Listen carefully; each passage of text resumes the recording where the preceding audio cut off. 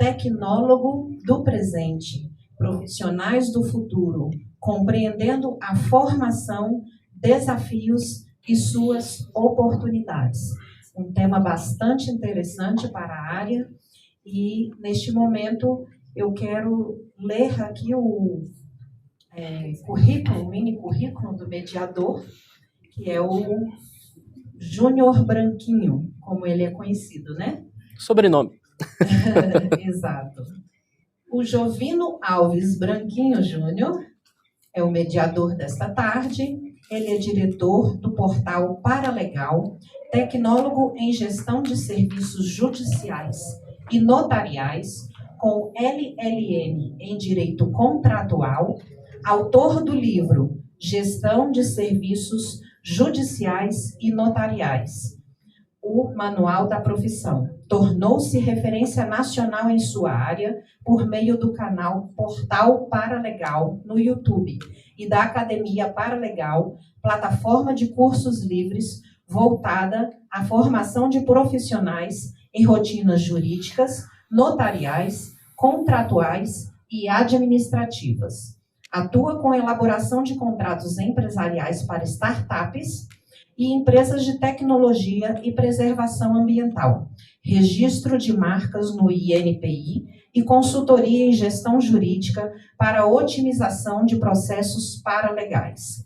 Também é professor de Direito Contratual e Gestão Jurídica, registrado no CRA-DF desde 2021, onde recebeu homenagem pelo Dia do Tecnólogo. Em 2025, foi selecionado para integrar o livro 60 anos da administração, Histórias Inspiradoras. Jorge Bernardi é escritor, professor universitário, advogado e jornalista, mestre e doutor em gestão urbana, especialista em gestão técnica do meio urbano pela Université de Technologie e Compiègne, da França. Eu, infelizmente, não sei francês, né? Então me ajudem. Tá tudo bem. Criador de 16 cursos de graduação inovadores, dentre os quais Gestão de Serviços Jurídicos e Notariais, Tecnologia em Mecatrônica Automotiva, Tecnologia em Investigação Profissional, Detetive Particular, Tecnologia em Mediação, Conciliação e Arbitragem, autor de livros acadêmicos, Organização Mundial e a Política Urbana, Gestão de Serviços Públicos Municipais, o Processo Legislativo Brasileiro, a Condição Metropolitana Municipal, no Prelo, autor de romances, O Pantopolista, Ângela, Angelina, Angélica e O Suave Aroma de Teu Perfume, autor de livros de contos também, Oumuamua, Vascão, Tempos Sombrios e O Hamster, O Poodle e as Meninas Amorosas, Histórias em Quadrinhos, A Guerra do Contestado em Quadrinhos, Gibi da Democracia, Memória da Política em Quadrinhos. Foi vereador também em Curitiba por 30 anos, presidente da Câmara Municipal, secretário do Trabalho e Emprego, suplente de senador e candidato ao governo do Paraná. Rômulo Salles do Nascimento. Possui especialização em saberes e práticas da química pela AVM Faculdades Integradas. Formação pós-nível médio em técnico em mecânica pela Escola Técnica Estadual Visconde de Mauá. Graduação tecnológica em gestão para indústrias de petróleo e gás pela Universidade Estácio de Sá. Atuação comprovada em empresas desde 2011, atuando em treinamentos, instruindo e participando de diversas atividades acadêmicas. 1 ano e 5 meses de experiência em laboratório de polímeros, docência e apoio à coordenação de cursos, incluindo consultorias relacionadas. 31 anos de sólida experiência em manutenção, fabricação de máquinas, equipamentos e matrizes. Domínio em diversos processos de usinagem mecânica, atualmente desenvolvendo produtos com impressão 3D, mesclando materiais como aço, madeira e polímeros na construção de produtos inovadores, leves e amigáveis ao meio ambiente. Fundador, mantenedor do site, das redes sociais e líderes do Movimento Nacional dos Tecnólogos desde 2020. Mobilização importante na luta pelos direitos trabalhistas dos tecnólogos no Brasil. E Everson Matos, CEO da Truvô e Delivo, redefine o mercado como primeiro delivery 100% CLT e com o primeiro marketplace vertical de cosméticos da capital do Brasil. Com formação como tecnólogo em gestão comercial e especialização em administração estratégica, Everson Matos construiu uma carreira sólida e reconhecida.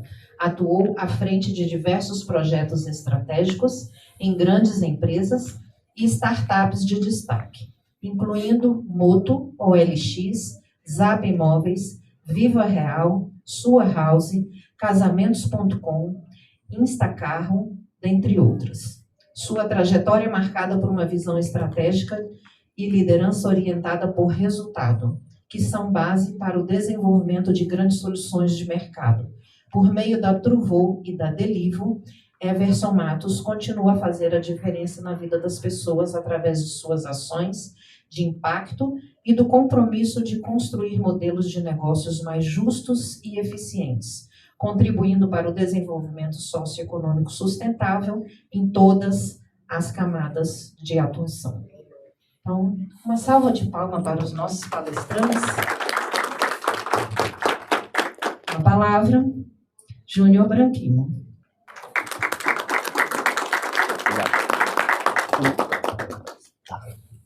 Boa tarde, pessoal. Bom, que honra muito grande esse primeiro congresso de tecnólogos aqui. Eu quero agradecer a presença de cada um de vocês. Um pouco antes de começar, a gente estava reunido no hotel e a gente estava conversando sobre a quantidade de tecnólogos que temos no Brasil. Foi levantado um número acima de 1 milhão. 3 milhões e 800 mil tecnólogos no Brasil. Não só da administração, mas no Brasil. Nós tínhamos mais que condição de encher essa sala, encher a sala principal. Infelizmente, não é esse o caso, mas nós precisamos mudar isso. Então, eu agradeço demais o Conselho Regional de Administração do Distrito Federal e o Conselho Federal por ter aberto essa porta, a primeira porta, para nós estarmos aqui falando da nossa profissão com orgulho, com muito orgulho. O tecnólogo não é subalterno, o tecnólogo não é um profissional mal formado, como muitos alegam. E hoje nós vamos discorrer sobre isso. O microfone está falhando um pouquinho. Tá. E teste. Som, oi, agora está melhor. Então hoje nós teremos aqui um painel mais técnico, um pouco denso, mas nós vamos deixar tudo de forma mais fácil possível para que todos consigam absorver, porque a gente vai abordar alguns conteúdos jurídicos.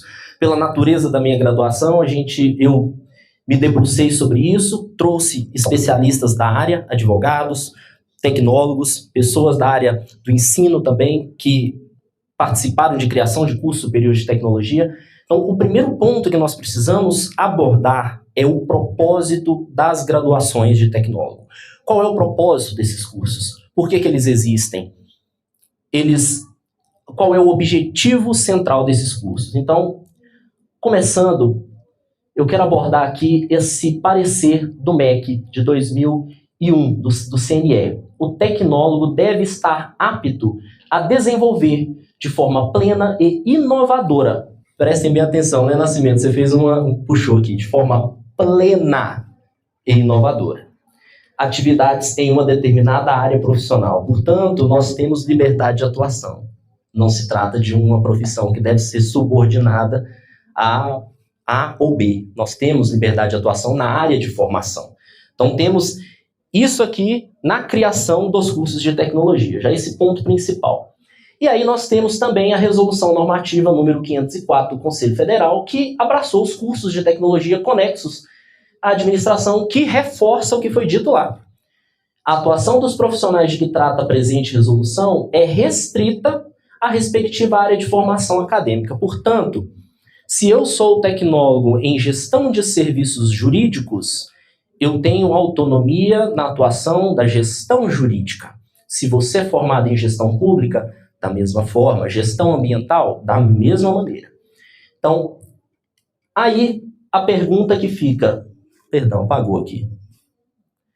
Portanto, podemos afirmar que o propósito dos cursos superiores de tecnologia é formar especialistas em áreas específicas do mercado? Eu gostaria de iniciar falando com o professor Jorge Bernardi, que já criou vários cursos superiores de tecnologia, é advogado. O que o senhor acha disso, professor?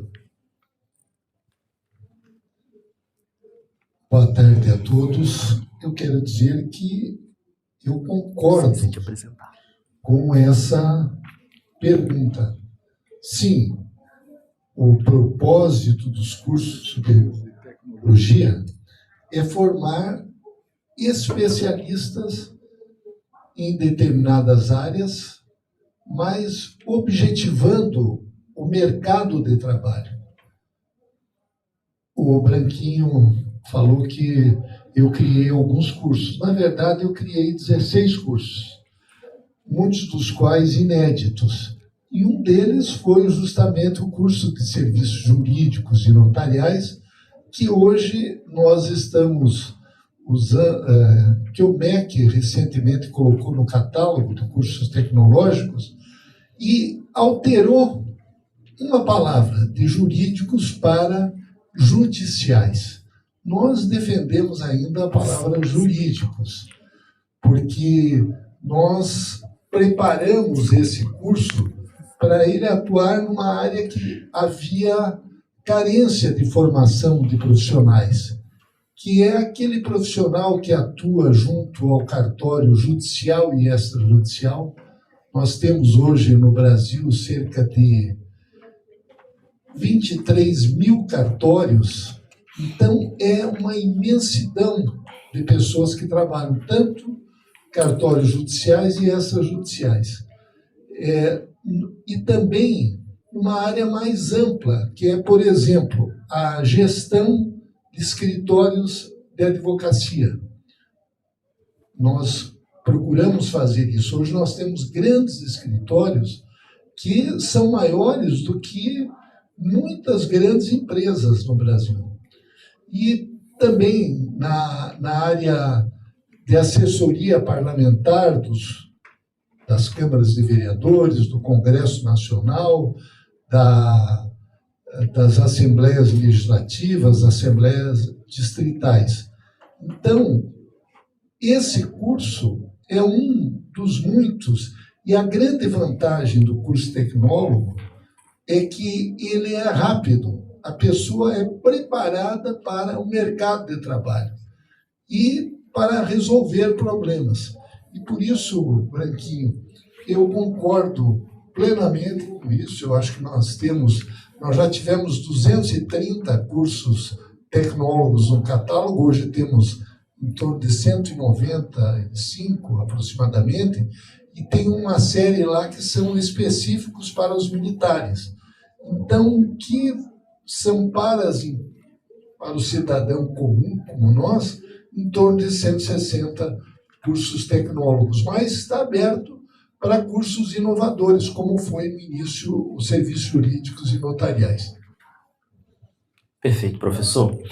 Bom, então não há que se falar que o tecnólogo é um profissional, eu gosto de bater nessa tecla, porque infelizmente, né, durante a atuação, eu já me deparei bastante com pessoas que desprezavam o curso superior de tecnologia ou colocavam a gente como subalternos, pessoas mal formadas, pela natureza da quantidade da carga horária do curso. Mas a carga horária do curso, para que vocês entendam, é uma carga horária focada em especialização. Somos especialistas em áreas específicas.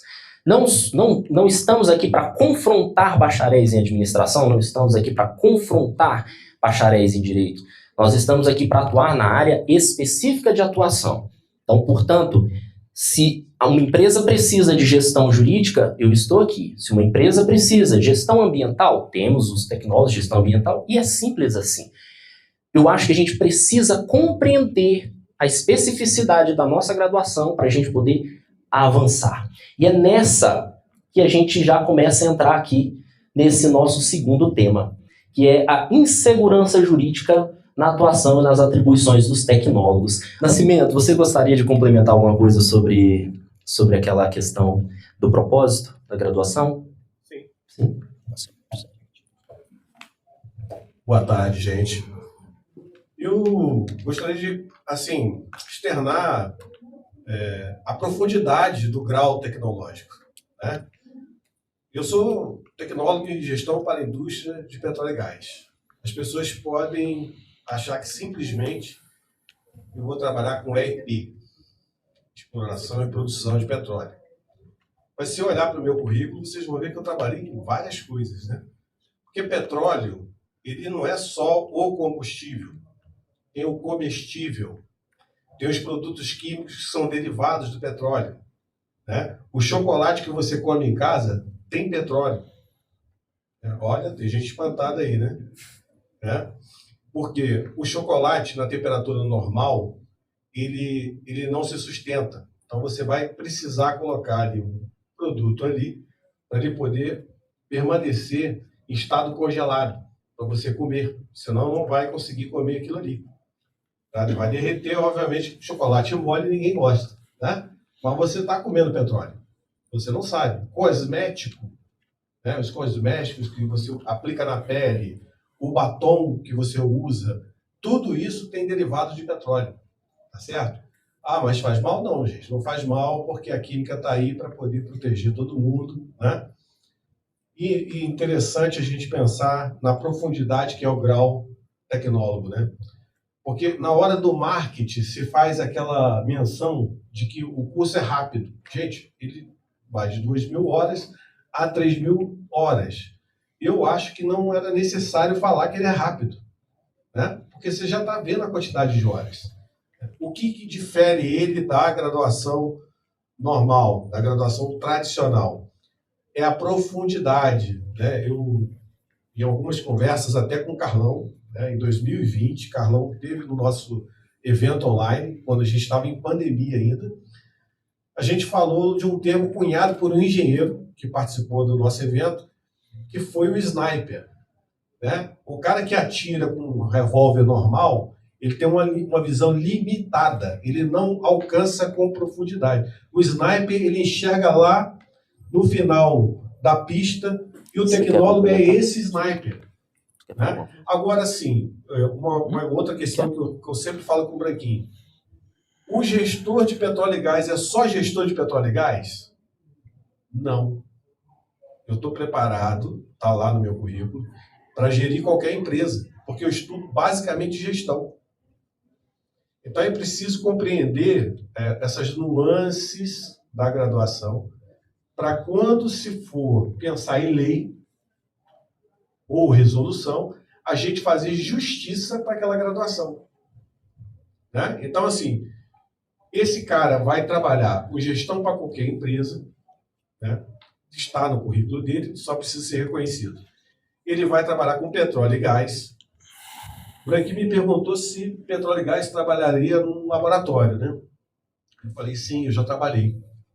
Eu trabalhei na UFRJ com pesquisa de polímeros, e lá, em 2011, a gente fabricava um nanocompósito, que é um material que você vai determinar aquela partícula, e a gente trabalhava fazendo o quê? Um nanocompósito sorvedor de óleo.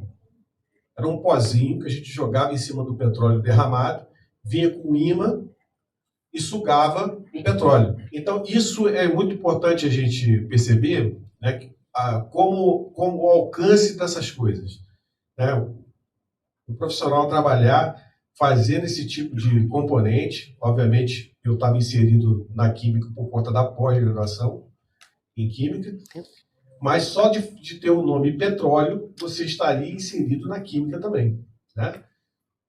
Porque você precisa entender essas nuances. Você trabalha com um produto perigoso, um produto que tem várias moléculas, que elas são fracionadas. Essas moléculas vão derivar em vários produtos. E aí você determina qual o uso dessa molécula. Como é que você trabalha essa molécula? E qual o caráter financeiro dessa molécula? E ela vai virar um produto no final. Um sabão, um pó sorvedor. E ainda tem o caráter ambiental. Você vai trabalhar o caráter ambiental, que é característico dos tecnólogos. Tem muito curso tecnólogo que tem na sua cadeira a parte ambiental. É muito comum. Porque a gente quer formar professor que já é especialista, formou vários especialistas, ele quer especialista formado. Ele espera que aquele cara tenha autonomia, que ele seja pleno de fato. Essa visão é muito importante para a gente, mas também é mais importante que quem esteja olhando para o curso tecnólogo entenda que isso é real, isso existe, está na grade. Mas aqueles que vendem o curso, às vezes, estão preocupados em vender o curso. Então, esse profissional ele vai ter diversos mercados, ele não vai estar focado só na Petrobras. Todo mundo me pergunta, gente, se eu já trabalhei na Petrobras. Eu nunca trabalhei na Petrobras, mas já trabalhei para várias empresas que prestam algum tipo de trabalho para a Petrobras. Eu fui fazer o curso de petróleo e gás porque eu trabalhava com aviação. Olha só que legal. Eu trabalhava com turbinas. Eu fazia reparo em peças de turbinas. E aí eu falei, eu preciso galgar um cargo a mais. Aí me aconselharam a fazer o curso de gestão para a indústria de petróleo e gás, porque a gente fazia manutenção de peças da área de petróleo. Uma dessas peças ou máquinas era uma turbina estacionária. A turbina estacionária é usada para gerar energia. Toda a plataforma é tocada por uma turbina estacionária. A energia que vai ser usada, vai ser transformada a partir de um gás, do querosene, do diesel, em energia cinética, e aí vai tocar um gerador, e esse vai gerar eletricidade. Então, basicamente é isso. Então, para não ficar muito aderente à questão, eu diria que a gente tem que prestar atenção na palavra plena, a palavra densa, e a gente tem que prestar atenção como é que esses profissionais são contratados, o currículo dessas pessoas. Já temos muitos profissionais, eu sou formado desde 2008, e tem vários profissionais de gestão de petróleo e gás que têm nas suas competências coisas diferentes, experiências diferentes da minha. Tem gente que se dedicou para a logística. Foi fazer o traslado dos equipamentos, dos insumos, dos produtos. Não, perfeito. Foi bom você ter abordado esse ponto, o Nascimento, porque aí agora a gente já vai entrar realmente nessas atribuições. Vamos explorar um pouco mais isso agora. Bom, o CNC-ST do MEC é um catálogo que serve para nortear os cursos superiores de tecnologia. Lá no CNC-ST, eles colocam algumas atribuições dos cursos superiores. E agora, a pergunta que fica é que, será que o CNC-ST do MEC é suficiente para garantir segurança jurídica para os tecnólogos? As informações do catálogo realmente nos representam? E aí, eu trouxe aqui alguns trechos dos cursos superiores de tecnologia que estão lá no catálogo. Esse aqui é do Everson Matos, gestão comercial. Eu peguei e trouxe aqui e eu gostaria de saber, Everson, você que está aqui, você dá uma olhada por gentileza, se isso aqui realmente representa a sua profissão ou se poderia ser complementado. Porque até então nós sabemos que existem tecnólogos no MEC compartilhando e participando da criação desse catálogo. Porém, eu tenho as minhas dúvidas, e nós vamos chegar lá, se isso realmente vale ou não vale. Olha só, perfil profissional de conclusão. O tecnólogo em gestão comercial será habilitado para planejar pesquisas de mercado, elaborar análises comerciais, realizar estudos de viabilidade, desenvolver relacionamentos, pós-vendas com clientes, enfim. Você acha que isso é o suficiente? Se eles tivessem procurado você inseriria mais coisas aqui? Olá, pessoal, boa tarde. Primeiramente, agradecer ao Júnior Branquinho agradecer a organização e a todos aqui envolvidos e a todo mundo que está assistindo. É uma imensa honra estar aqui com vocês hoje, aprendendo, né? Minha mãe dizia sempre, a gente vê hoje esse meme por aí, que é importante você estar numa mesa onde as pessoas sabem mais que você, e eu estou me sentindo assim agora. Acho isso muito legal. Vocês aqui ao redor me enriquecem muito.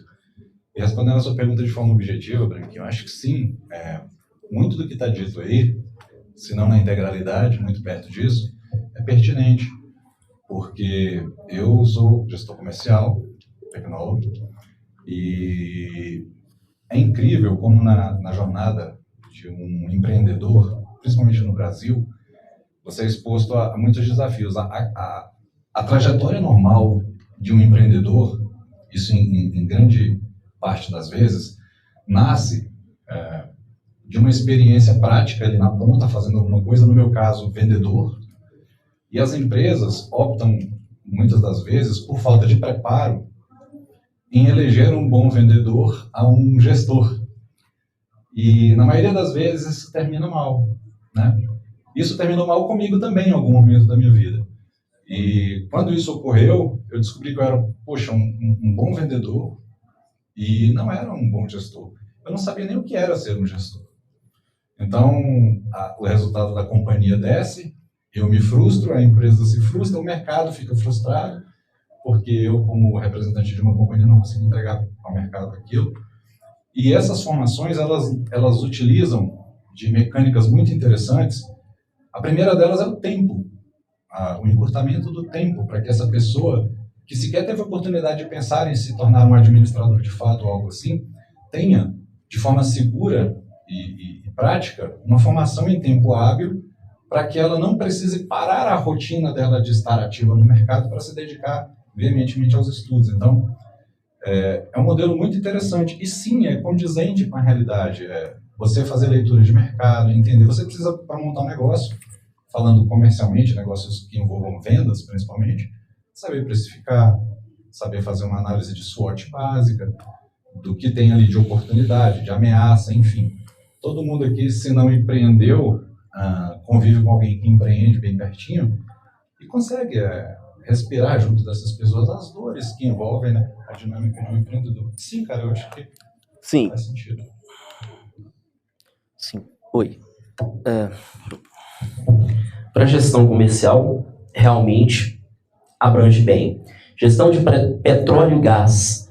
Temos aqui, o Nascimento já falou bem sobre as atribuições dele, que vai muito mais além do que está aqui.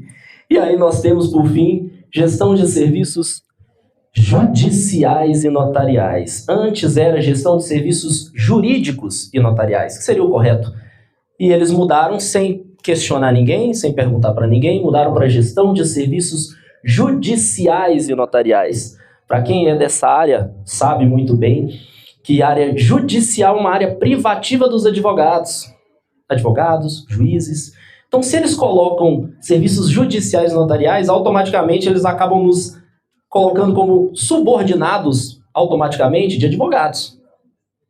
Pois jurídicos é um termo amplo, judiciais é restrito, o Carlão sabe bem disso, ele é advogado, a gente entrou, fez, até protocolamos uma ação junto com o Conselho Federal, no MEC, mas não obtivemos resposta ainda, né, precisamos bater mais ainda nessa tecla. O MEC simplesmente tomou essa mudança, não falou nada para ninguém, e aí colocou essas atribuições, atuar na organização, na gestão, controle, procedimentos. Eu escrevi um livro a respeito dessa graduação, e o meu capítulo, o capítulo 4 do meu livro, tem mais de 100 páginas que eu discorro sobre todas as atribuições dos gestores de serviços jurídicos e notariais. Não entraram em contato comigo, não me consultaram, fizeram o catálogo do jeito que eles acharam que seria bom. E aí eu entro agora num aspecto interessante, porque temos aqui o criador da graduação, né? O cara que criou esse curso. É o pai dessa criança. O que o senhor acha disso aqui, professor Jorge? Sou como advogado também. Em primeiro lugar, eu quero dizer que nós tivemos que enfrentar a OAB lá no Paraná, aqui em Brasília. Eles entraram com ação no MEC, suspenderam a criação de novos cursos, porque o nosso foi pioneiro em 2014 contra a OAB. E não era um debate amplo, mas era um debate com pessoas específicas dentro do MEC.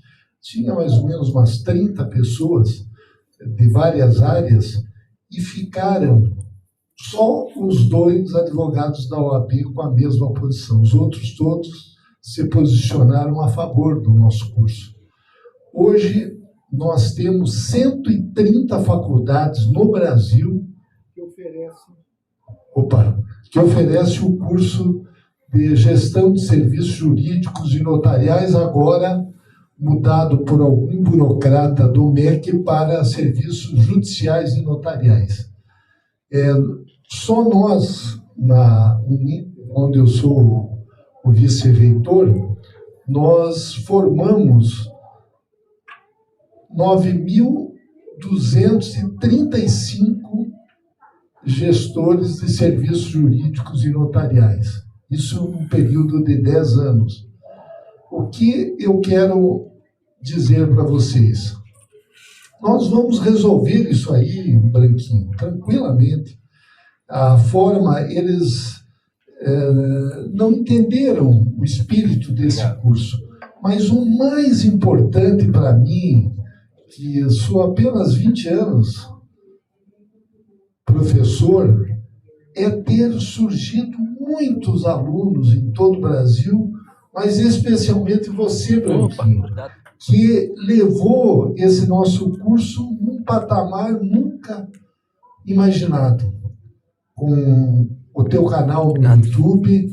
E eu também tenho uma gratidão muito grande para o Conselho de Administração, porque na época nós estávamos sofrendo uma pressão muito grande da OAB e eu entrei em contato, era um senhor chamado Wagner Siqueira, o presidente. E ele disse, não, vamos ver o que vocês estão ensinando e, se for o caso, vai fazer parte do nosso conselho aqui de administração. E foi isso que aconteceu. Hoje, o curso de serviços jurídicos, judiciais e notariais está entre os cursos conexos de administração. Então, eu tenho essa gratidão muito grande, porque, como você disse, nós somos uma instituição que estamos em 850 cidades no Brasil, em 6 estados, temos 162 cursos superiores, já formamos 750 mil profissionais entre graduação e pós-graduação e temos atualmente 703 mil alunos academicamente ativos. Então, e somos considerados pelo MEC, e principalmente pela Câmara dos Deputados, a Comissão de Educação, a melhor instituição de educação à distância do Brasil. Então, quando surgem pessoas como você, Branquinho, que elevou a esse nível de nós estarmos aqui debatendo no maior congresso da América do Sul de administração, que é o 19º FIA. Isso é para nós extraordinário. E você falou bem no início. Atualmente, só para concluir, se formam em torno de 1.300.000 profissionais em graduação todos os anos no Brasil. Desses, 200.000 são tecnólogos. Aqui a professora Manon, que trabalhou conosco lá, ela foi a coordenadora do curso de gestão pública durante vários anos. Então, vocês vejam, os outros 1.100.000 são ou bacharéis ou licenciados, mais bacharéis. E o tecnólogo, como foi dito por todos aqui, ele tem esse objetivo específico de preparar o cidadão para o mercado de trabalho.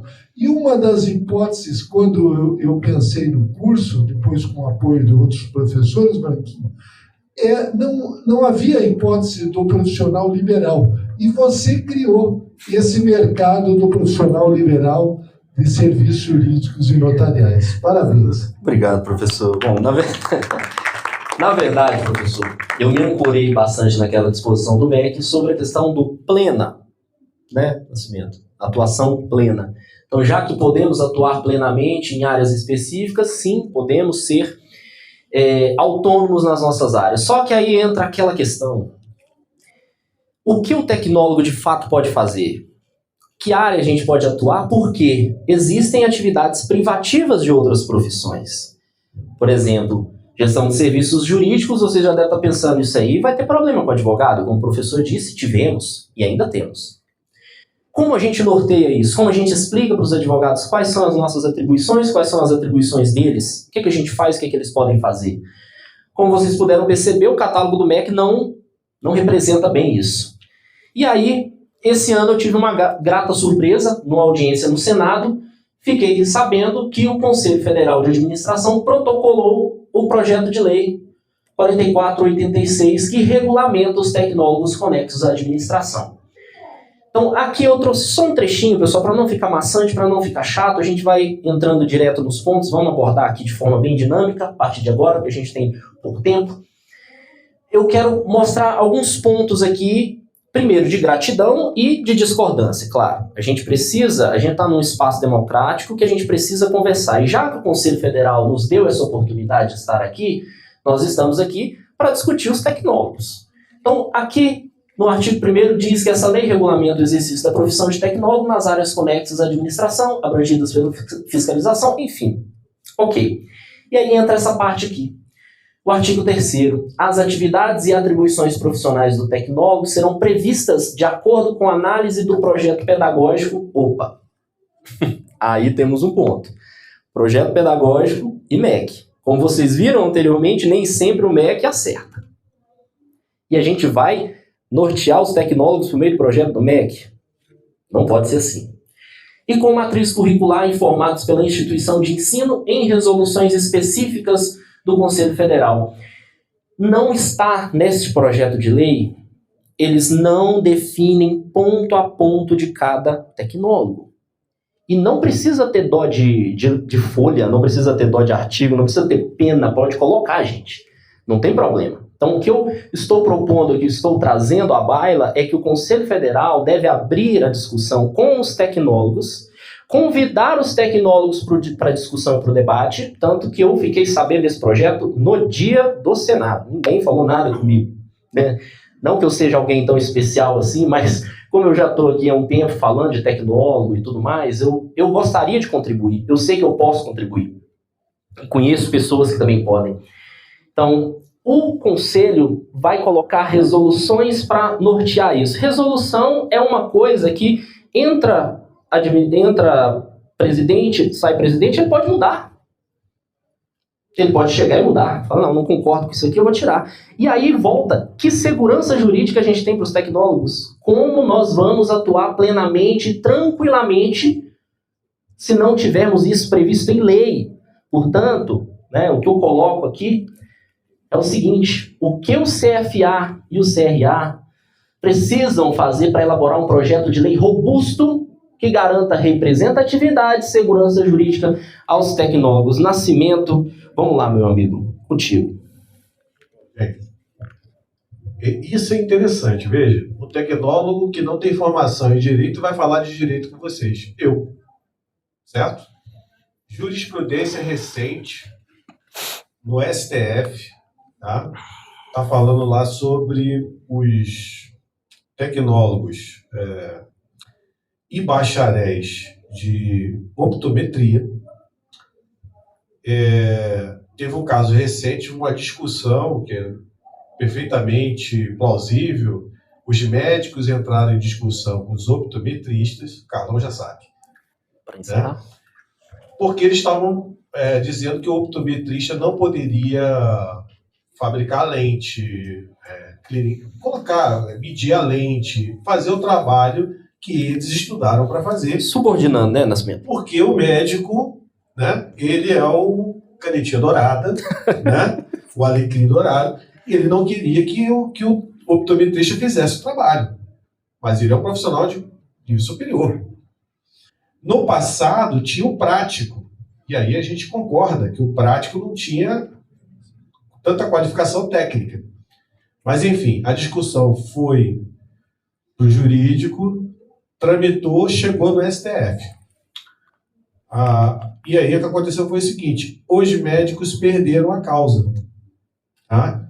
A DPF 131, que para quem quiser consultar, vai lá na internet, é complicadinho de entender, né? Recomendo que vocês acessem o podcast Tecnólogo nas Redes, procurem no YouTube, está lá, que eu fiz uma apresentação com a ajuda de IA para facilitar o entendimento, colocando numa linguagem que qualquer pessoa leiga consiga entender.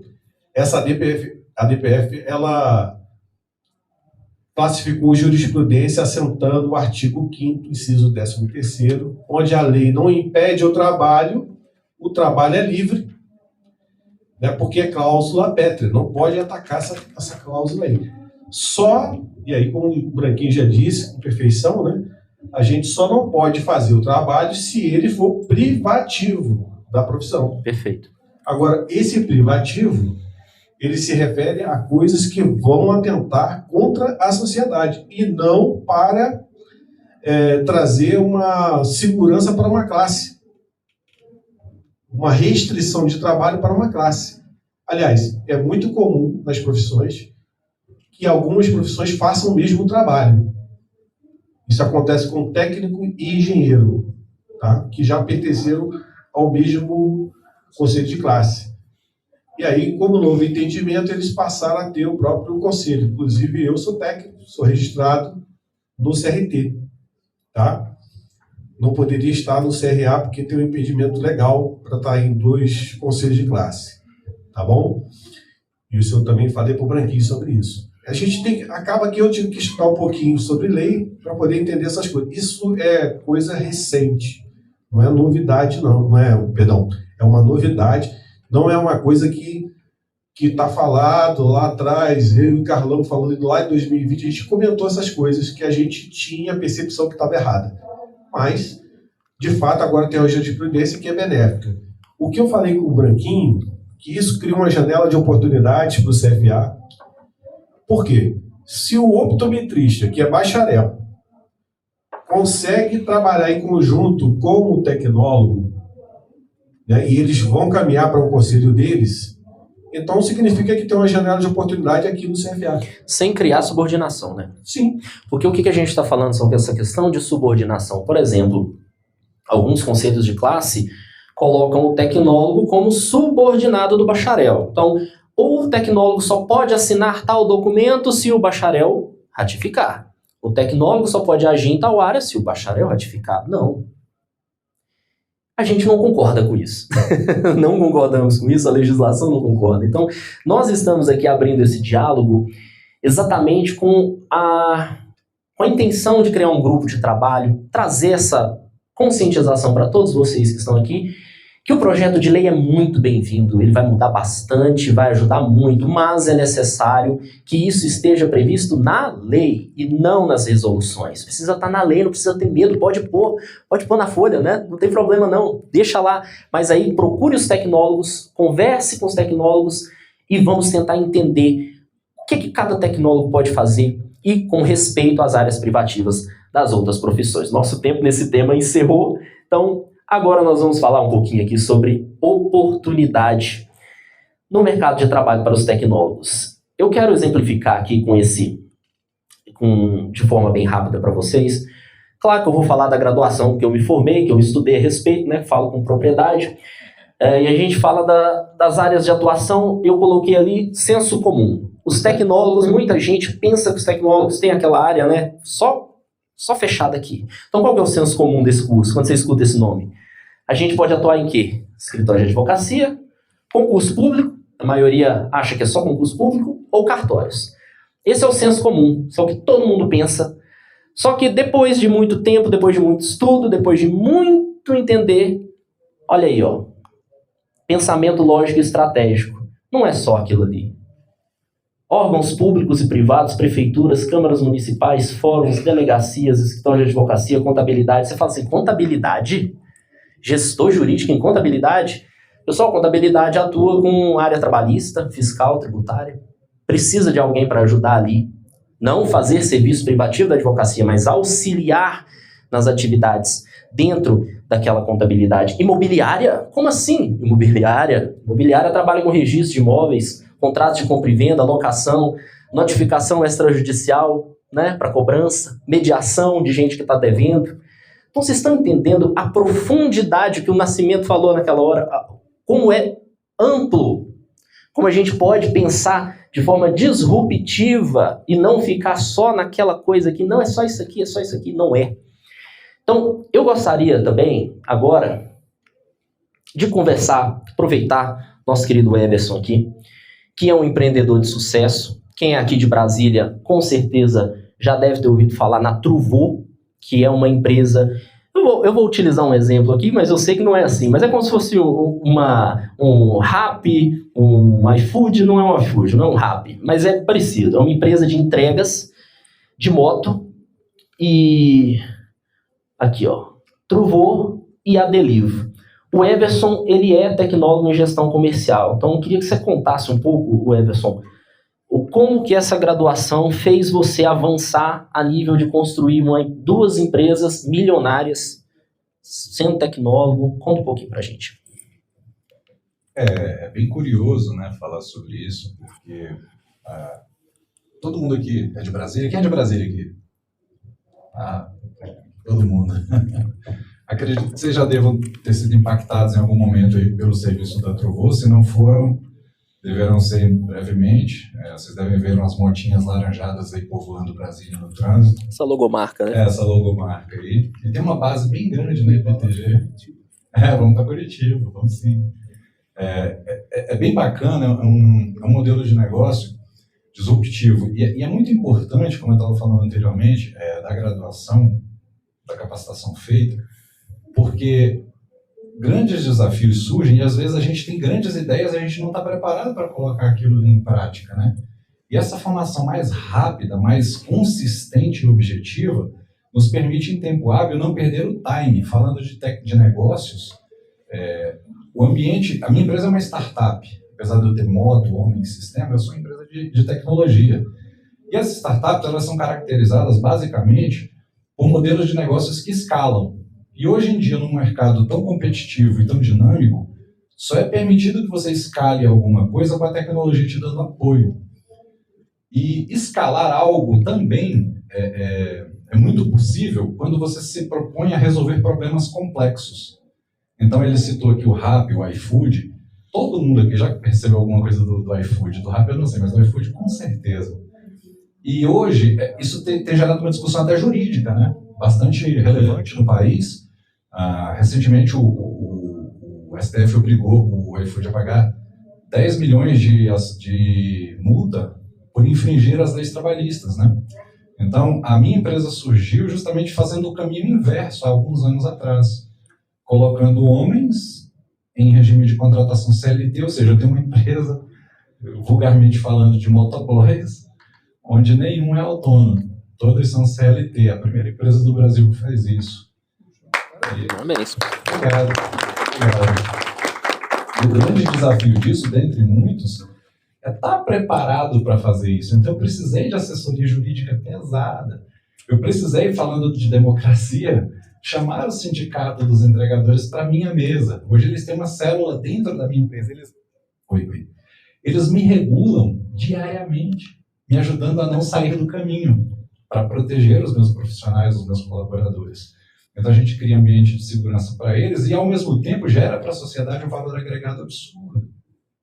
Porque essa empresa surgiu quando eu pedi uma pizza. Vocês devem conhecer uma empresa chamada Motu, fazendo propaganda dos caras aqui. Umas motinhas verde e preta que tem espalhada no Brasil todo. Eu que implementei esse negócio aqui também. Tá? A gente colocou em 2 anos e meio, acho que 100 mil motos na rua. É muita coisa. E um dia eu pedi uma pizza, o cara foi entregar a pizza na minha casa com a moto que eu aluguei para ele. E o cara está em cima da minha filha de 12 anos. Eu, preciso fazer alguma coisa. Então eu tive que criar uma empresa onde eu treinava, ou treino, melhor dizendo, um entregador para que ele seja um agente social de bons serviços. Então a minha empresa leva para a porta da sua casa e até dentro dela serviço de segurança. Então hoje A gente atende empresas muito grandes, como a Comando Autopeças, a Frota Nossa, Mundo dos Filtros, Droga Fuji, Rosário, infinidade de outras empresas que optaram por sair desse modelo de contratação de anônimos para contratar um cara seletizado dentro de um modelo de gestão totalmente consolidado e construído por uma gestão 100% tecnóloga. Tem outros sócios que também são tecnólogos. Eu acho que falando de oportunidade, é aí que está o grande segredo. Por que eu me orientei a ser tecnólogo? Antes de eu empreender, eu tocava uma operação em âmbito nacional, vocês devem conhecer também a OLX, eu acredito aqui, e outras empresas. E olha que legal, você falou do senso comum.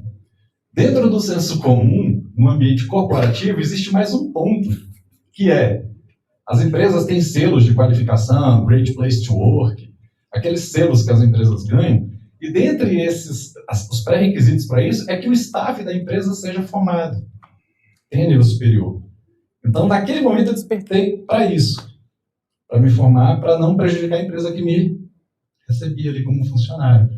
Então, está tudo conectado. E as oportunidades de mercado, elas estão muito flutuantes. As pessoas que têm percepção, sagacidade e visão, o caminho do tecnólogo, na minha visão, cara, é incrível. É incrível, é incrível. Realmente, parabenizo demais o trabalho de vocês todos aqui, Júnior. Cara, eu me sinto muito honrado de ser um tecnólogo e fazer pequenininho, do meu jeitinho aqui, no Distrito Federal, um movimento que hoje emprega, em 3 anos, a minha empresa tem no staff aí 500 entregadores girando em regime CLT, com motos próprias. Hoje a Honda é nosso sócio investidor. E olha que legal, vou falar para vocês uma coisa incrível, vocês podem consultar aí. Não estou tentando fazer merchan na empresa não, mas do que ela representa. Mas você deve, porque isso é fantástico, pessoal. É novamente trazendo para vocês a história de um tecnólogo que realmente teve sucesso e empreendedor. Né? O que eu queria dizer, assim, eu tenho muito mais orgulho de dizer isso do que qualquer outra coisa. Eu sou a primeira empresa no Brasil, eu não sei dizer se no mundo, que trabalha nesse regime com entregadores CLT, e em 3 anos de operação, com mais de 500 entregadores girando, 0 ação trabalhista. 0. Obrigado, isso é incrível. E digo mais, vocês sabem que entrega é um problema, né? Tem muito atrasa, cara mal educado. Não ter ação trabalhista até que dá para entender, a gente se cuida. Mas como é que eu consigo controlar, por exemplo, não ter reclamação no Reclame Aqui? 0. Podem consultar no Reclame Aqui, nenhum em 3 anos. Obrigado. Isso é fruto de um trabalho de cuidado mesmo com a gestão. Quebrando a gestão em camadas, o que eu entendo muito bem que o tecnólogo me forneceu, eu faço. O que eu não tenho, eu busco outro tecnólogo específico. O Júnior me ajudou com o jurídico, e a gente vai fazendo essas coisas assim. Em tese é isso. E a Deliva é um portal, é um marketplace de cosméticos.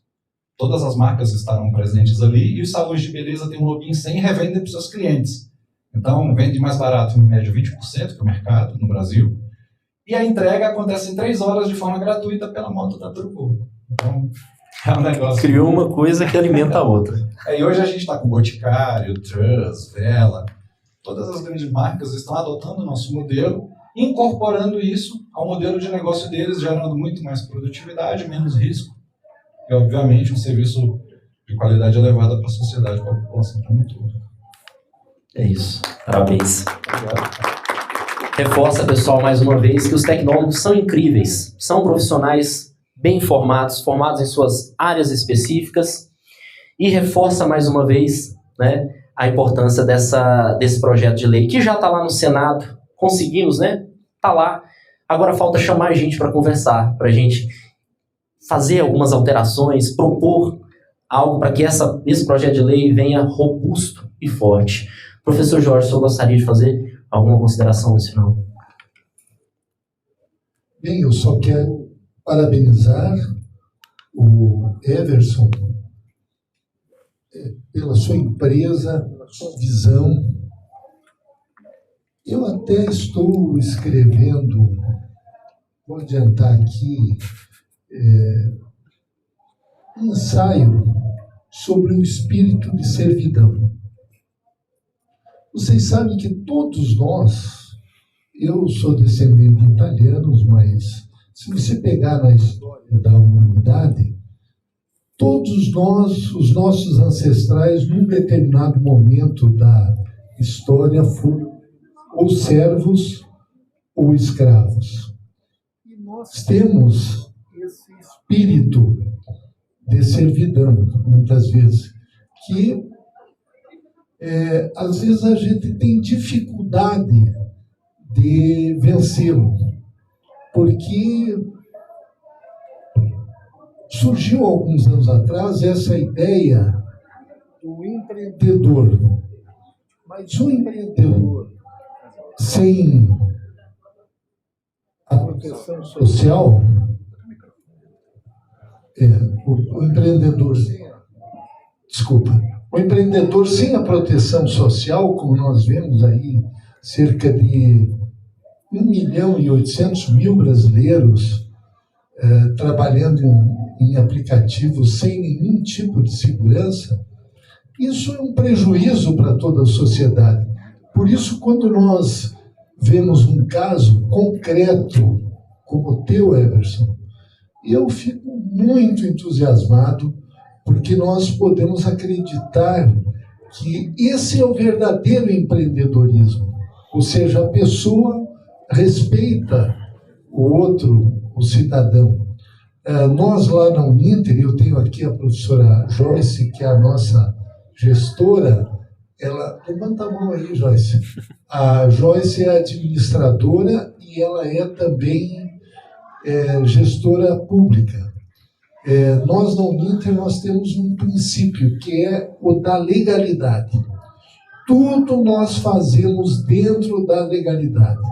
Inclusive agora essa reforma que teve aí no ensino à distância, eles usaram mais de 90% do que nós desenvolvemos.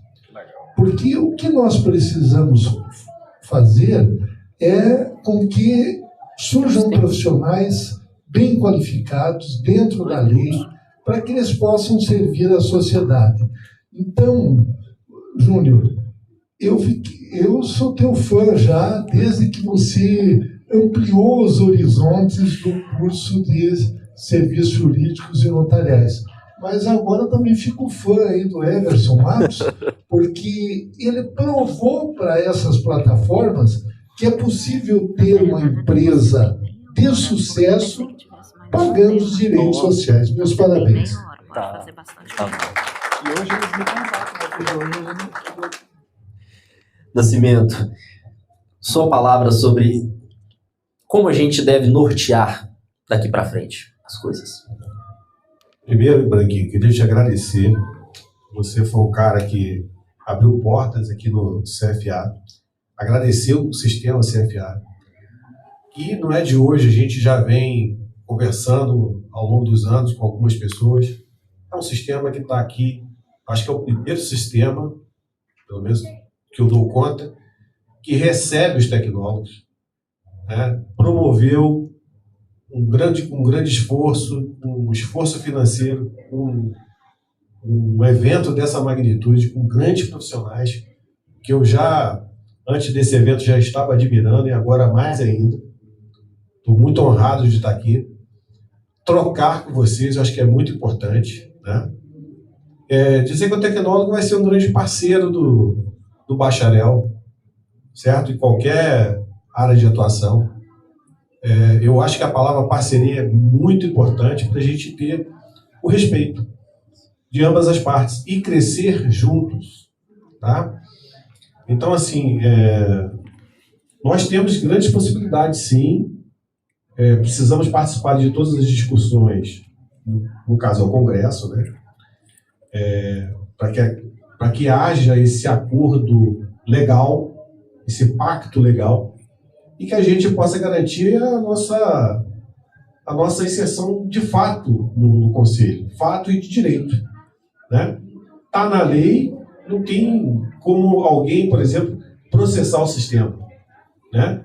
Se tiver só na resolução, ainda cabe algum tipo de recurso. Agora, na lei, não. Exatamente. A lei, ela fecha isso, né?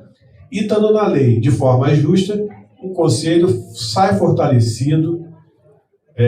Como o professor citou, mais de 1 milhão de pessoas que vão entrar dentro do sistema. Isso aí, gente, vai ficar um sistema muito robusto, né? Promover essas discussões a nível nacional é muito importante e é difícil. Eu lidero um movimento que nasceu na internet, na pandemia, e a gente tem algum tipo de influência, mas a gente não tem um alcance muito grande. Mas a gente já teve a honra de receber o CFA, vários conselheiros do sistema participaram em 2020 do nosso GT, e que a gente discutiu de forma embrionária essas questões. Hoje não, hoje a gente já tem mais dados, informações importantes. O Branquinho colocou aqui cada uma das nossas perspectivas. Também questionou algumas coisas que estão até em catálogo de referência, em propriedade, né? E isso eu acho que foi muito tangível para todo mundo. Todo mundo conseguiu sentir isso. O currículo da pessoa está muito diferente daquele currículo básico que está no catálogo de referência. Isso pode ser mudado, né? Mas isso vai ser mudado com o empenho de vocês, tá? Eu agradeço demais, é uma honra para mim. Espero que a gente possa estar mais vezes reunidos, construindo esse sistema, construindo essa ideia e tornando essa parceria mais sólida a cada dia. Obrigado, gente. Perfeito, valeu.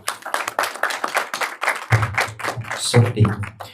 Bom, pessoal, agora a gente gostaria de entregar o microfone para quem quiser fazer alguma pergunta. Se alguém tiver alguma pergunta para fazer, pode estar levantando a mão, será um prazer responder. Fiquem à vontade, tá? Não fiquem tímidos. Podem perguntar qualquer coisa, se alguém tiver alguma dúvida, alguma questão. Ninguém? Tudo certo? Ó, uma pessoa.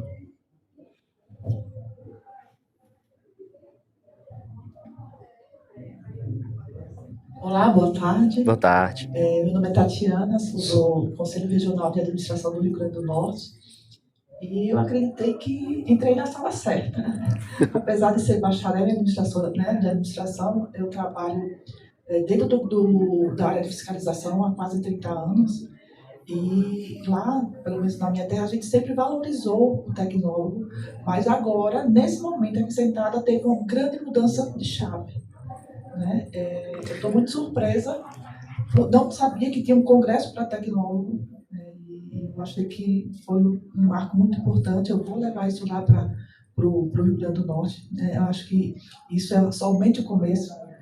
A legislação, eu acho que favorece, sim, mas tem muito mais que a legislação, é a questão da cultura, da autovalorização do tecnólogo, né? Então, nós somos parceiros, sim.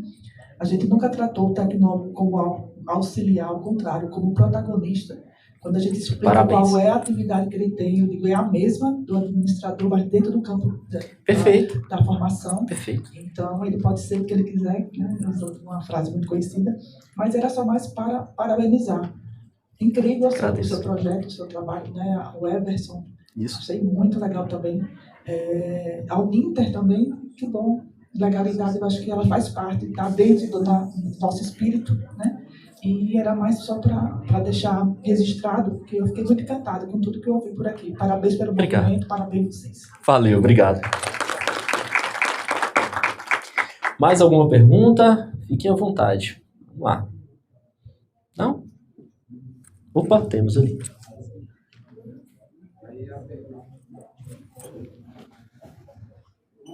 Alô? Meu nome é o Anderson, sou também administrador. Hoje eu trabalho numa empresa, inclusive na Pfizer, mas quero fazer uma pergunta de curioso mesmo, tanto para o Everson, né, até mesmo para o professor Jorge.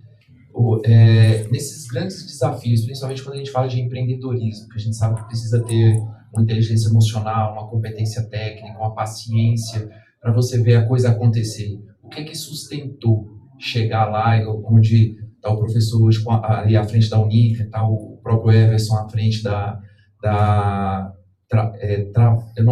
Trovô. Pronto. Vou voltar aqui. Eu não volto. Obrigado pela pergunta. eu fiz o estatuto do Centro Universitário Internacional UNINTER e o regimento interno. E o fundador, o mantenedor, o professor Wilson Pickler, ele estava do meu lado. Nós ficamos uns 3 dias elaborando esse estatuto.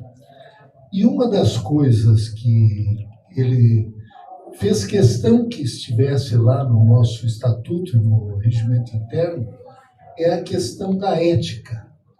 Então, em todos os cursos nós temos a disciplina da ética. Porque, aliás, esse seminário aqui, esse fórum é extraordinário. Eu até anotei aqui, ele trata, digamos assim, ele trata do legado, do futuro e da espiritualidade. A primeira vez que eu vi num evento, olha, eu sou meio veterano nessa época, porque eu organizei aqui o primeiro congresso latino-americano de legisladores municipais em 1990, lá em Curitiba. Eu era presidente da Câmara. E depois nós criamos uma organização e agora eu fundei o Sindicato de Escritores do Brasil e o ano que vem nós vamos realizar o Congresso Mundial de Escritores do Brasil e quero convidar todos vocês aqui, que eu acredito que sejam escritores, para fazer parte e se associar ao sindicato. Mas lá, quando nós fizemos o estatuto, então foi colocado como um dos objetivos primordial a questão da ética. Então, em todas as disciplinas nossas, nós temos, todos os cursos temos a disciplina da ética. E tivemos até o ex-governador aqui do Distrito Federal, o senador Cristóvão Buarque, que foi durante muitos anos nosso professor de ética. Ele escreveu um livro chamado Ética da Ética. E uma outra coisa que nós temos em praticamente todos os cursos é a disciplina do empreendedorismo. E aqui nós temos 2 grandes exemplos de empreendedores. Por quê? Porque as profissões elas estão mudando. Você sabe que eu, quando era criança, meu pai era telegrafista, era ferroviário, e eu queria ser telegrafista. Quando eu cheguei na adolescência, eles passaram a usar o telefone, abandonaram o telégrafo. Quando fui me preparar para ter uma profissão, estava ali pelos 18 anos, até a ferrovia já tinha fechado. Então, as profissões mudam muito rapidamente.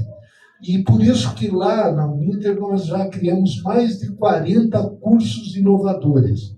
Se vocês olharem o catálogo, vocês vão ver dos 160 cursos. Por quê? Porque as profissões vão mudando e vão surgindo. E o Branquinho aqui, ele ampliou aquela proposta inicial nossa do curso de serviços jurídicos.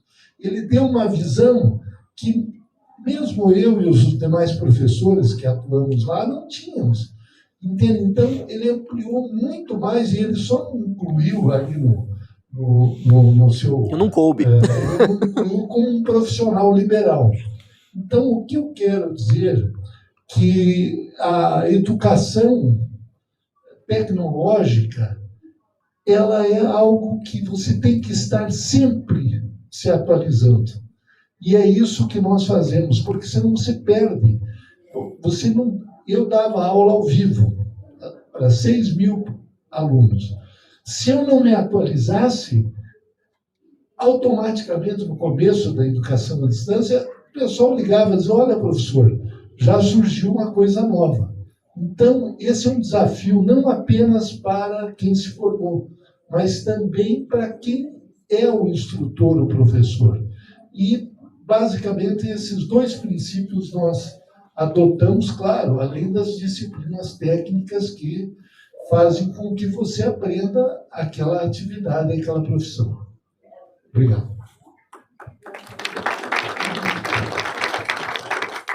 Obrigado também pela pergunta. E, sendo meu objetivo, basicamente, o que motiva a manter e estar ali no foco, no meio a tantos desafios, basicamente 2 coisas fazem a pessoa empreender e correr atrás dos seus sonhos e desse espírito de transformação social, principalmente.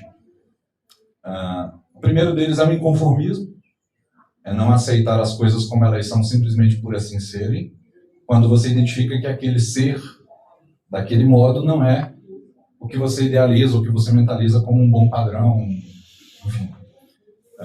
Esse é um ponto muito importante. O segundo é o apoio incondicional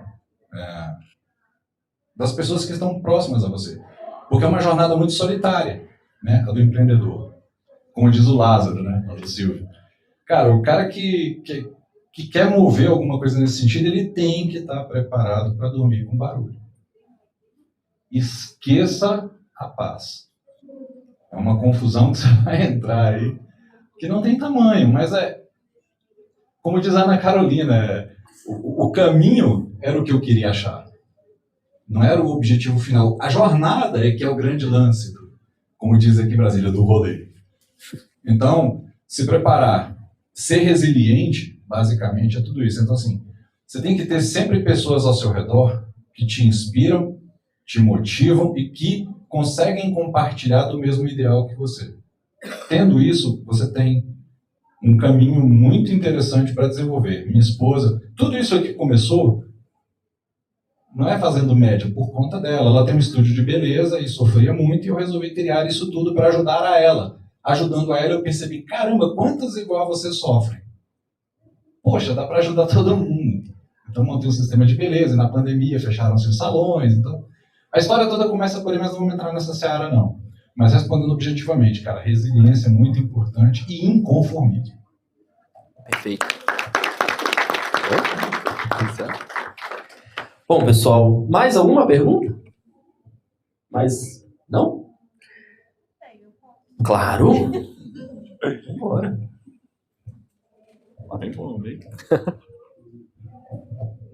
Gente, eu como mestre de cerimônias, eu tenho 2 cursos tecnólogo. A minha formação é tecnólogo em gestão de eventos Que legal. e também sou tecnólogo em secretariado. E ainda tenho uma pós-graduação em gestão de pessoas. Legal. Então, eu quero parabenizar vocês. Eu caí no lugar certo. Que bom. Eu estou encantada com o que vocês explanaram aqui e gostaria de fazer uma pergunta. Esse grupo de trabalho que vocês pretendem criar, eles abrangem outros cursos tecnólogos ou somente os voltados dentro da área da administração? Apesar que os meus cursos, eu considero os 2 dentro da área administrativa, né? E com isso, eu creio que vocês vão pegar uma gama de pessoas muito interessadas em ajudar esse projeto de vocês, nessa criação de grupo de trabalho, porque apesar de nós termos uma oportunidade de participação em concursos públicos, a gente sabe que não é tão abrangente quanto os cursos para psicologia, um curso de administração, um curso, enfim, medicina, como vocês mencionaram aí, engenheiro, né? Então, eu creio que essa parte legislativa que vocês estão querendo, aprimorar, né? Vai fortalecer muito a categoria e vai ser muito bem-vindo, né? Então, eu gostaria que você pudesse dar uma explanação maior sobre o que você tem de projetos para que isso aconteça. Obrigado. Excelente pergunta. Olha, como nós estamos fazendo esse congresso aqui no Conselho Federal de Administração, voltado para os tecnólogos conexos à administração, existe uma resolução normativa do Conselho Federal, número 649 de 2024. Lá tem todos os cursos de tecnólogos conexos à administração. São 32, se não me falha a memória. E, se eu não me engano, sim, gestão de eventos está lá, secretariado também, se não me engano, está lá também. Então, esse bate-papo que a gente está conversando aqui é voltado para os tecnólogos da administração. Quando eu falei o grupo de trabalho, é um sonho. a gente está se colocando à disposição. Agora, se o Conselho Federal vai abrir esse espaço, eu já não sei. A gente vai ter que tentar, né, conversar, tanto com o Conselho Regional de Administração aqui do DF, quanto o Conselho Federal de Administração. A gente gostaria de colocar isso para o pessoal, para a gente trabalhar junto. Se eles abrirem esse espaço, aí a gente coloca a mão na massa, porque aí é a hora de chamar os tecnólogos em cada área específica, abrir o diálogo, abrir a discussão. E aí a gente vai tentar alcançar cada um de vocês, porque, volto, o que eu falei lá no início, era para essa sala aqui estar lotada. Devia estar lotado, não tinha como, teria que ter tanta gente aqui que não ia dar nem para o pessoal entrar, nem para sentar. Porque tem tecnólogo no conselho, só que a gente não consegue chegar até eles. Não tem muitos tecnólogos que estão na área de engenharia. Sim. Então, sim. Nesse primeiro momento, como a lei, aquela lei que foi proposta no Senado, é voltada para os tecnólogos da administração, nosso foco é esse. Mas, como o professor bem disse, existem outros tecnólogos de outros conselhos que também podem se inspirar nesse projeto. Porque a primeira coisa é a conscientização do tecnólogo. O primeiro trabalho é conscientizar. Isso que a gente fez aqui foi plantar uma sementinha, foi mostrar para vocês que a gente não é subordinado, a gente tem a nossa linha de atuação, pode levantar a cabeça, pode estufar, pode ter orgulho da graduação que você fez, você não precisa se sentir menos, diminuído de forma alguma. E aí depois a gente passa para avançar, mas primeiro a gente planta essa sementinha. Então a gente se coloca aqui à disposição do Conselho Federal para discutir, para conversar. Se vamos ser ouvidos, vamos saber daqui para frente. É isso. Tá, vamos lá. Boa tarde. Tarde. Jailson Mendon, eu sou do Maranhão, conselheiro federal, né, e atualmente eu estou à frente da Câmara de Serviços Registrados. Essa é uma diretoria nova, foi criada esse ano, e ela tem, dentre algumas coisas, esse intuito de aproximar, né, dos diversos públicos que a gente tem. E essa é a razão de eu ter vindo para cá assistir, né, e estava ouvindo um momento da tua explanação, quando você falou da PL, aí eu saí, fui buscar os colegas ali, porque nós temos um colega aqui, que é conselheiro federal, que faz parte da comissão parlamentar, que eu queria que ele ouvisse vocês, né, e desse talvez alguma devolutiva. E aí, quando você falou do grupo, eu não estava aqui, quando eu cheguei, teve a provocação do grupo, é uma intenção nossa, tá, dentro da Câmara, essa aproximação, então eu já coloco aqui à disposição, depois eu vou deixar o cartão com vocês. Maravilha. Para que a gente possa discutir dentro da Câmara, isso, na verdade, hoje a gente está traçando um projeto para trabalhar desde o ensino médio, tá? Certo. Por quê? Porque a gente precisa trabalhar melhor a cabeça de quem está lá no ensino médio e pensar o que é entrar nos cursos de administração, tecnólogos e áreas conexas, para desmistificar algumas coisas, porque eu peguei o começo da discussão de vocês, você falando lá o que é, o que não é, o que cabe ao tecnólogo, se o que está lá no MEC representa ou você não representa, isso confunde quem vai escolher a profissão. Uhum. Então a gente está pensando em trabalhar desde o ensino médio, essa questão, passando pelos técnicos, tecnólogos e bacharéis. Tá? Então, quero deixar claro que está dentro do nosso pensamento, tá? Assim, conversar com vocês, foi muito oportuno a gente estar aqui. E eu vou passar a fala aqui para o conselheiro Raul, diretor da área de fiscalização e registro, que vai falar também. Valeu, obrigado. Boa tarde a todos. Meu nome é Sérgio Robertson, Rio Grande do Sul, Conselho Federal para o Rio Grande do Sul. Hoje estou diretor de fiscalização e registro do sistema. Bom, referente aos tecnólogos, eu vim, sentei aqui quieto, porque eu realmente cheguei mais tarde, eu não ouvi falar em grupo. Hoje já estamos preparando, nós já estamos em fase final de uma comissão de tecnólogos. E exatamente esse é o papel deles. Só tem um tecnólogo de uma região, porque a nossa comissão são formadas por 5 pessoas, são 5 regiões, Sul, Norte, Nordeste, Sudoeste e Centro-Oeste. São 5 de cada região tem um tecnólogo, porque o Brasil é grande, nós somos federal, sistema todo, e a gente precisa realmente ter de toda a região, porque toda a região tem a sua particularidade. Então, essa comissão está sendo formada. Eu falei com o vice-presidente Gilmar faz poucos dias ainda, e ele disse: Sérgio, não consegui fazer ainda porque falta uma região tecnológica. Não posso dizer quem é, mas nós estamos realmente trabalhando. Esse grupo de trabalho, essa comissão, na primeira oportunidade, eu quero dar o contato para eles começarem a conversar com vocês. Maravilha. Fazer esse trabalho. Perfeito. Eu acho que é o começo que a gente tem. O tecnólogo está sendo valorizado no sistema, muito. Pode ter certeza que a gente está preocupado. Preocupado não, estamos felizes com a quantidade de tecnólogos que já estão registrados no sistema. Se eu não me engano, são 23 mil. Muito. 23 mil registrados. Então, nós não estamos abandonando os tecnólogos, nós estamos cuidando, nós queremos cuidar do tecnólogo. Tanto que foi feita essa comissão e aí eles vão começar a maneira. Inserido ele já está. Só que ele tem que realmente ter algumas coisas além daquilo ali, né? Eu acho que esse trabalho vai ser feito, vai ser formado. Eu já indiquei, o primeiro que indicou eu indiquei um do Rio Grande do Sul, um tecnólogo que está muito interessado nesse assunto, e eu não sei agora qual é o outro tecnólogo que está faltando. Eu vou falar com o Gilmar essa semana ainda para nós resolver isso. Obrigado. Perfeito. Maravilha. Bom, já... Opa, pode passar o microfone aqui. Vou ficar por aqui também, que daí dá para ver todo mundo. Bom dia, pessoal. Olá. Boa tarde. Desculpa. O meu nome é Emir, eu sou conselheiro suplente pelo Estado do Rio Grande do Sul. Tá?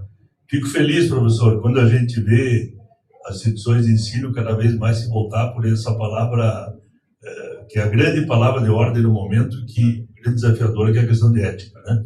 Fui professor universitário pela Universidade de Caxias do Sul. Hoje sou membro da comissão parlamentar do Conselho Federal, junto com mais 4 colegas aí, administradores.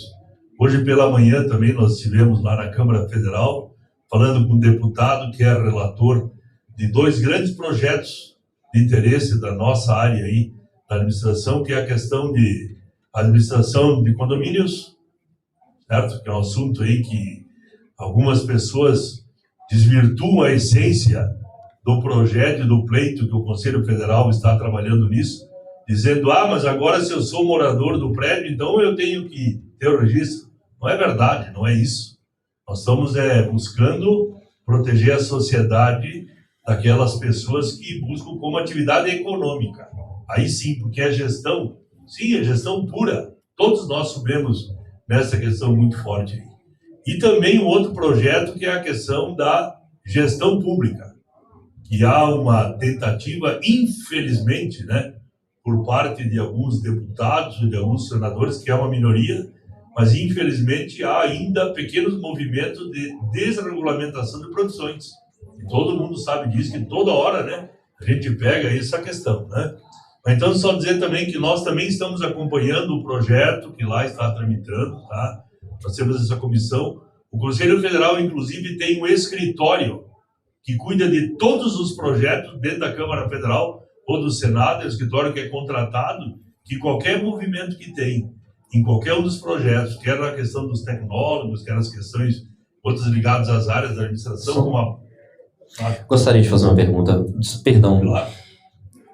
É possível alterar o projeto que está lá, inserir a proposta? Eu não sei se eu não percebi exatamente a hora que vocês chegaram, mas o que a gente estava propondo sobre o projeto é que a gente gostaria que ele tivesse previsões sobre as atribuições de cada tecnólogo conexo à administração. Dentro ali daquela resolução 649, a gente pegaria cada tecnólogo, colocaria as atribuições dele de acordo com o que é de verdade, consultando os tecnólogos. Isso seria possível? Estaria aberto para esse tipo de discussão? Nós teríamos que dar uma olhada em que fase esse projeto está lá dentro da Câmara, tá? Eu vou deixar depois o meu contato aqui, certo, porque assim que terminar a palestra, nós vamos ali, tomamos um cafezinho, e nós temos pleno interesse, tá? A gente verificar isso. Maravilha. E, geralmente, dependendo da fase, se tiver na questão ainda já sem o parecer do relator, tem possibilidade sim. E tem um outro momento também que a gente solicitar algum deputado, né, que possa também fazer alguma emenda aí no projeto que lá está. Mas a gente está bem atento, isso eu garanto para vocês, tá? Hoje de manhã, inclusive, eu não pude participar do reunião do próprio Conselho Federal interno e tal. Nós passamos a manhã interna lá, hoje de manhã no Congresso. E olha, que estava uma loucura, porque tem a caminhada dos vereadores aí, vocês imaginam que estava o Congresso, né? Estamos juntos, nós também acreditamos, tá, que a questão dos tecnólogos vai crescer muito. Sim, por quê, né? Porque são cursos também de pequena duração e as pessoas cada vez mais querem essa questão de imediatismo, até porque as mudanças que estão muito rápidas. E nós temos que nos adequarmos e atendermos à necessidade da comunidade. Tá? Mas, de nossa parte, pode ter certeza que, inclusive, o nosso presidente, o Leonardo, uma das coisas boas dessa gestão que está aí, é que foram criadas mais de 40 comissões, tá? Com envolvimento de administradores aí do Brasil inteiro. Falou nele, ó, acabou de chegar. Ó, presidente do Conselho Federal, Leonardo. Ainda bem que eu estava fazendo bem. Que honra. É o senhor mesmo, grande presidente Leonardo, obrigado pela presença. Como é que tá? Joia? Deixa eu te entregar aqui, já. E aí? Bom? Tudo bom? Creio que avançamos muito, né, pessoal? Seja bem-vindo aqui ao nosso Congresso de Tecnólogos, primeiro Congresso de Tecnólogos aqui do FIA. Estamos aqui discutindo questões relacionadas ao projeto de lei que está lá no Senado. Estamos aqui nos colocando à disposição para criar um grupo de trabalho, para participar junto com vocês na sugestão das atribuições dos tecnólogos que a gente acredita que deve constar na lei federal. A resolução normativa é uma opção, mas se a gente puder colocar na lei seria mais bacana ainda. Então a gente está colocando junto aqui à disposição para discutir, para poder participar junto com vocês. Perfeitamente. Primeiramente, boa tarde a todas e a todos. É uma honra participar aqui com vocês do nosso encontro de tecnólogos, no nosso FIA, que é a cereja do nosso bolo do jubileu de diamantes, né, que nós estamos comemorando os nossos 60 anos. Andamos por todo o Brasil, estamos em todo o Brasil discutindo a nossa profissão, o que fizemos, o que estamos fazendo e poderemos fazer para cada vez mais melhorar a nossa profissão, levar a mensagem da importância da nossa profissão para a geração de emprego, para a geração de renda, a criação de políticas públicas que possam trazer o bem à nossa sociedade. E nós contamos muito com os nossos tecnólogos de todo o Brasil, porque eu tenho um dado para vocês aqui. Hoje, nós somos 2.099.000 estudantes dos cursos de administração, sendo que 800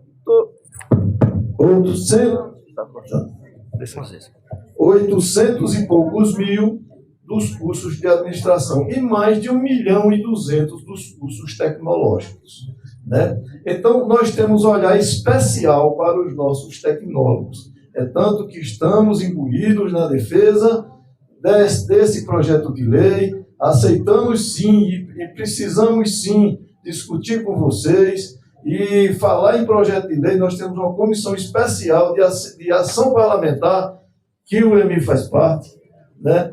E nós, sim, estamos trabalhando nisso. O nosso diretor, Halber, é um ferrenho defensor da nossa classe de tecnólogos e nós também, né? Acabamos de votar a minuta do regimento padrão, que dá direito a todos os tecnólogos do Brasil participar da diretoria, não só participar como conselheiros, mas como conselheiros diretores. Isso está na nossa resolução. Que eu estou assinando hoje e mandando para o Diário Oficial. Tá bom? Essa é a boa nova que trago para vocês. E dizer que estamos juntos sim. E sempre estaremos juntos para defender a nossa profissão. Muito obrigado. Feito. Obrigado, presidente. Vou ter que sair porque eu recebi um pedido de cidadão aqui. Bom, pessoal, acho que conquistamos muitos frutos. Agora, mais do que nunca, nossa colega fez uma pergunta, estamos com as portas abertas no Conselho para a gente discutir e avançar sobre os tecnólogos. Quero agradecer muito a presença de todos vocês. Não vão embora, porque agora vai entrar a palestra da Manon. Em instantes, a Manon vai fazer uma palestra aqui muito bacana para os tecnólogos. Fiquem aí, tá bom? Agradecer Everson, professor Jorge Nascimento, muito obrigado. A todos os membros do Conselho Federal que estão aí também, muito obrigado pela presença. Valeu, pessoal. Até uma próxima. Obrigado.